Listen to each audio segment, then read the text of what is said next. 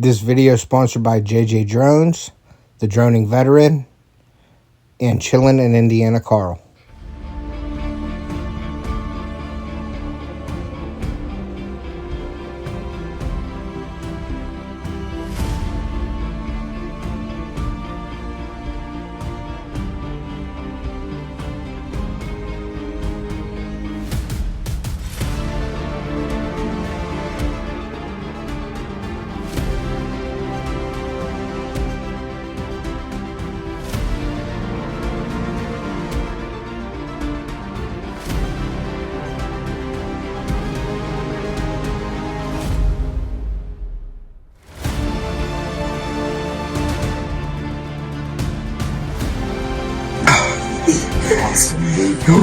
Did you sink it? Oh, yeah. Did you sink it?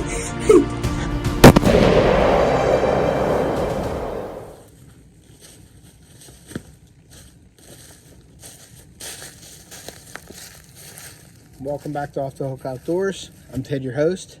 In today's segment here, we're going to be talking about deer management. We're going to talk about helping your deer after the hunting season's over. It's all about getting them nutrition after the season so they could build up their body weight again, get all their minerals, and get healthy again. So if you guys haven't checked out my last video in my Ohio hunting series, the Nasty 9, what Bob took, he harvested that buck very late. It was like January 6th. But the deer lost like half its body weight. So what we're trying to do down here on our property is we like to set up, as you can see behind us, the feeder. And then I have a few protein blocks out also. And in the feeder, we have 2 bags of corn, and we also have protein pellets from Purina. So we're going to be feeding the deer that. The 3 months, we're going to do February, March, and April. And then usually around April, the browse and everything comes up, so that sustains it. And then we're going to start preparing for our planting season. So I'm going to show you the area that we're at. But it's very important after the season, guys, to manage your herd and also take an inventory. I have a couple cameras set up in this area also.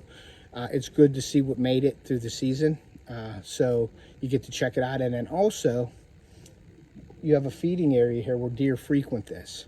And we want to pull deer off of other properties because we only have about 150 acres here or so. So it's a fairly small area. We want to pull the deer. We want to give the deer something that they don't have in the surrounding area to pull them into our property. And what I call like a wagon wheel effect, how a wagon wheel has spokes on it. Well, the spokes are like the deer trails that come into our property. So we want to hunt those trails and hunt, around the food plots during hunting season. But we want to make this after the season. We want to have a spot where they can come and replenish and get all their body weight back on to help them get through the season. So I'm going to take you through I'm going to walk you through this little area and show you how I have it set up. All right, so you can see that field, and that's one of our main food plots right there. So we wanted to centralize on our property, where we put our feed and our feed block. So there is our feeder right there, and we have it on a timer. We have it set for 1 feeding a day, and that's at 4 p.m. And I recommend you do that. If you're going to do something, you want to conserve money, you can put, and you want the deer to get the feed, you want to do it in the evening, because if you do it in the morning, it has all day to sit, and the birds will come and eat most of your feed. So you want to, if you want to save some money and put your, money to good use for your products, you want to do that probably in the evening and feed it one time. So we have it set up for one time at 4 o'clock to go for about 15 seconds. And that'll get enough food to keep them interested in this area and help them out. And we have the spreader feeder to spread it out so they can browse through here. Now you can see right here, we have protein blocks right here. And we have cut some trees, some dead trees down. And we have over here, we have another protein block. This is like a berry. I wanted to try this one out just to see if I'd eat it. But we have it right on top of this stump here. We have a protein block right there as well. So we'll see, but this is a really nice area. It's a transition area from, you can see the field out there, and it goes to the wood line across the field. And my dad's stand is up on top where he has some mineral blocks and stuff up there. And then as you come down through here across this field, you can see, let me show you, right there, there's like a pinch point right there where they come down and around. And sorry for that, now get it to focus again. And they come into these woods here, And then this is a big transition that goes into thickets right through there. So we have this set up in between that so they can stop and find it, and they'll feel safe here. So, all right, we'll be right back. Okay, so we're back, and this is the area. Like I said, I really like this area because, like I said, it has the transitions. It has the food plot, the field, it has a wood line across, and then over here behind me is all bedding areas. And there's a little creek right here. So you got the water, you got some food here for them, you got the feeder behind you about, I don't know, about 30 yards. So it all works out right here. Like I said, we did some cutting out to get some growth in here early in the spring. So, but like I said, one of the most important things that I like to do, and it's I always make an effort to do this, is put these feed stations up after the season. Follow your local state laws. You don't want to be feeding when you're not supposed to be. And it just gets them back on track. And it helps them through the winter. Like we have February and March, which can be really cold.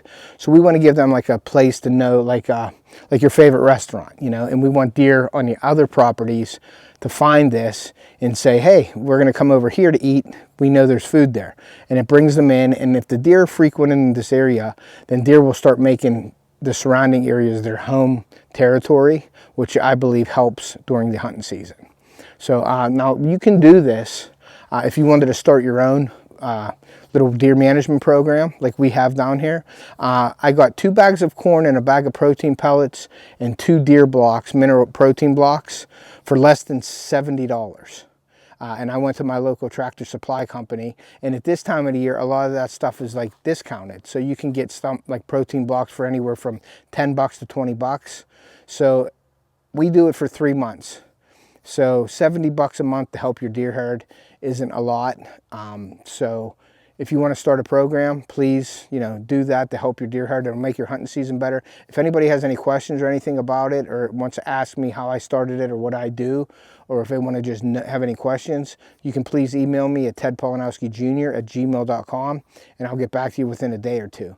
But like I said, guys, it's just really important to me to get these deer back healthy after the long hunting season and the rut, and keep them healthy through the cold season here. So I appreciate you all watching today.